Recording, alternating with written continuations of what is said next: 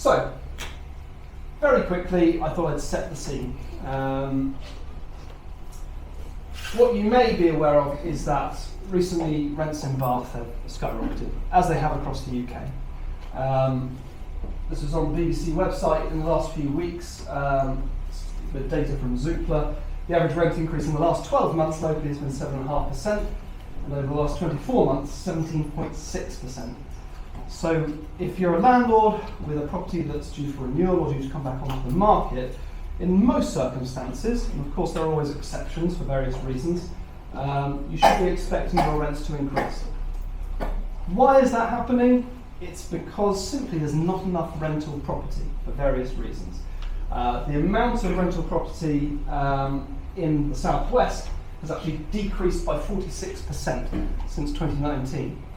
But inconveniently, the number of tenants trying to rent property has gone through the roof. Using my agency's own figures, comparing how many new property seekers we're registering year on year, that's gone up 196% since 2019 over the same period of time. So you can really appreciate the discrepancy between supply and demand, and we all know that when that happens it drives rents and prices upwards. And quite an interesting figure that I recently got through from Rightmove. This is a national figure, but it just reinforces what we've been saying about the local picture here. Is again over the same period of time, so 2019. I think people are using 2019 because it's the pre-COVID benchmark. They have nationally seen an increase in demand per rental property of 162%. So actually you can see Bath is relatively in line with that, perhaps even slightly above that national figure. So the picture here locally is plenty of people trying to rent homes for various reasons. Perhaps through COVID we saw that a lot of people leaving major cities like London and coming to slightly more rural or smaller areas like Bath, and I don't think that's changed since then. So a real influx of renters locally. There's simply not the supply to satisfy that demand. I added this slide in this morning because it was just on the BBC website today, but again it just reinforces the picture that I've just been describing, and it's quite interesting to see this narrative appearing more in the mainstream press, which is there being insufficient rental property. Renters compete with 20 others in battle to find home. And here, this is Rightmove data.